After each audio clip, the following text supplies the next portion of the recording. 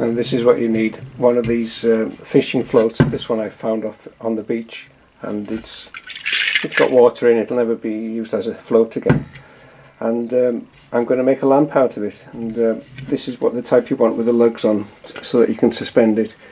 And the first thing to do is to mark out your design, and then we'll go from there. I've just done a sun on the bottom and moon and stars around the sides. But you can do anything. You could have a house name, or you could have any other message, or if it was a business you could have it on a shop name or whatever. And there we are. Let's see what it looks like when it's all cut out. Drill large enough for the jigsaw blade, and the blade itself wants to be a fine tooth one for plastics, and it'll do. The metal type ones will do as well.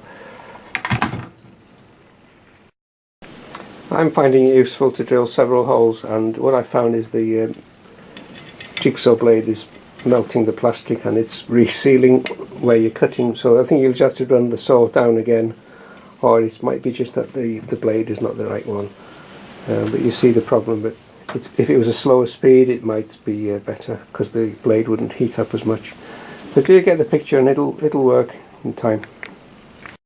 Despite what I said before, the finer blades were clogging up the gap again and melting the plastic, and this blade I've tried now is called Speed Wood, and it's the type of packs you get from the hardware store, and it's got a wider blade and it's quite sharp, and it just opens up the previous cut and it keeps it clean, as you can see there. So I'll just carry on like that anyway, and I'm just doing slow bursts of the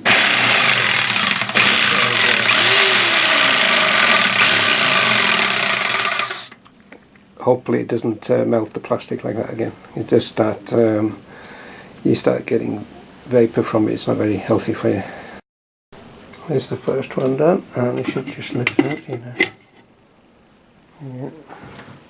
This will be the base of it, and it will hopefully shed the light down onto below, and there we are. That will be the main source of the light, and we'll see. It should look good. This is, the clear ones is going to give obviously a bit more light, but if you wanted there are lots of the orange type floats as well, so it all depends what you want really. We'll see what it looks like when it's finished. I'll carry on and do the others the same. Yeah, it's worked okay with the coarser blade, and just bursts of speed stop the plastic melting. So you need a hole for a cable, or for if you're going to fit a permanent socket as well on near the top. So that's the next stage, to find the right kind of fitting, and we'll work out what kind of LED lights are the best, of course, so there's no heat inside it, and it's just power saving as well.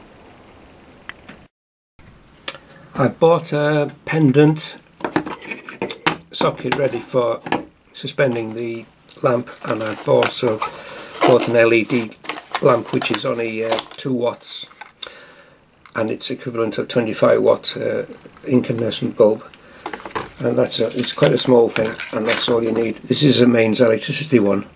If you're working outside, if you want to have the lamp outside, of course you will have to look at the right kind of watertight fittings.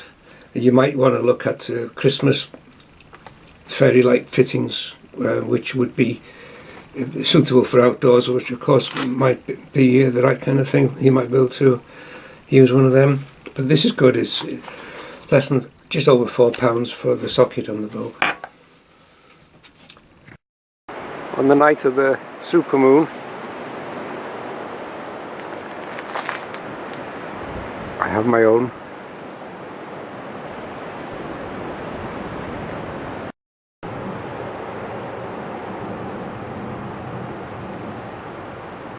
You can see it's suspended on a rope, and that's been spliced on.